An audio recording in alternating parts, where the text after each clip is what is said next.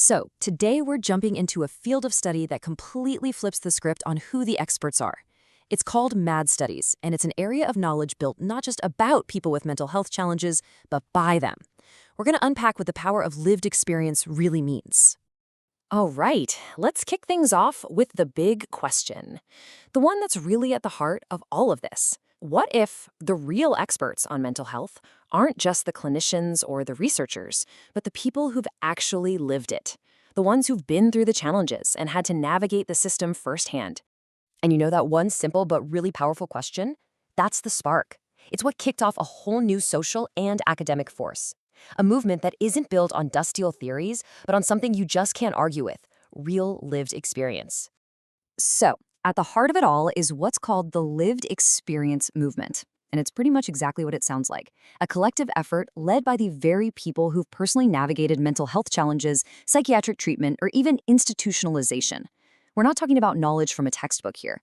This is wisdom that's been forged in the fire, in the reality of the system itself. And the goal here, well, it's ambitious for sure. This isn't about just tweaking the existing system a little bit here and there. Nope. The aim is to fundamentally transform the entire mental health sector from the inside out. And the main tool for that rebuild? Lived experience. Okay, so how does a transformation that big actually happen in the real world?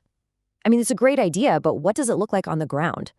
Well, it moves way beyond just theory and gets into direct action and some pretty powerful advocacy. So a huge part of the strategy is literally getting a seat at the table, where the big decisions are made. We're seeing more and more people with lived experience stepping up into these formal leadership roles, on advisory groups, on mental health commissions, on councils. And this is happening at every level, from local communities all the way up to international organizations. It's all about making sure their voices are heard and can actually influence policy. But it's not just about influencing the old systems. A big part of the movement is actually building brand new ones from the ground up. These are what we call consumer-driven initiatives, and they're created by and for people with lived experience. So, for example, you've got things like peer respite centers, which are these amazing, non-clinical, home-like alternatives to a hospital stay. Or think about recovery colleges, where people can take courses on wellness and recovery, and guess what? They're all taught by peers. So when you see these new initiatives being built, it's important to realize it's not just about adding a few more options to the menu. No, this is a direct, profound challenge to the way things have been done in mental health for a very, very long time. And this slide really lays out the two approaches side by side. On one hand, you have traditional psychiatry. It often focuses on a medical model, on diagnoses, and the relationship is usually pretty hierarchical, doctor-patient. On the other hand, you've got these alternatives born from the lived experience movement. Here, the focus is all on peer support, on personal empowerment, and the relationship is collaborative. So instead of just standard clinical therapy, you have things like the hearing voices movement, which reframes hearing voices as a meaningful experience instead of just a symptom, or WR, which stands for Wellness Recovery Action Plans. These are basically self-designed roadmaps for staying well. Okay, so all of this activism, this on-the-ground work, it's also given birth to its own academic field.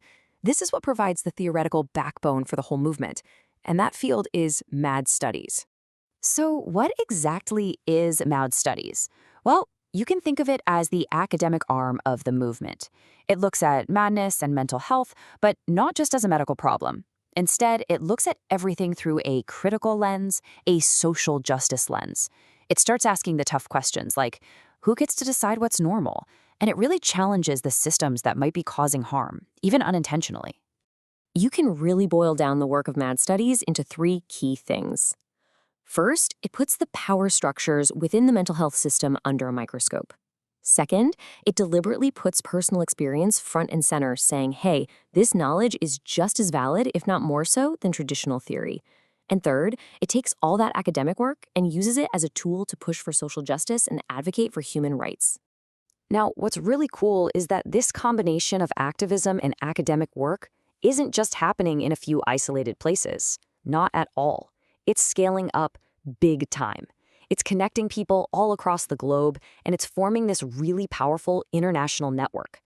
And to make this global push happen, you need structure, right? So that's what's being built. You've got national bodies that coordinate the work inside a country, and then they plug into these larger global networks and platforms.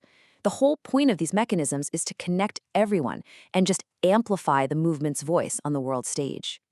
And the mission for this whole global effort, it really says it all. The goal is to bring all these different initiatives together, to unify them, to strengthen them, and to coordinate everything that's going on so that the lived experience movement can finally realize its full potential. All right, so as we start to wrap this up, let's just take a second to think about how big of a deal this really is. What this all comes down to, really, is the power of knowledge, and more importantly, who gets to create it. What we're really talking about here is a fundamental shift in who gets to define what we know about mental health. It's this incredible move from people being the passive subjects of a study to becoming the active authors of the knowledge itself. And that really leaves us with one last powerful question to chew on. When the very people who have historically been observed and analyzed and diagnosed, when they are the ones who finally take control of the conversation, what changes? What new truths come out? What new systems can we build? And what new possibilities open up for everyone?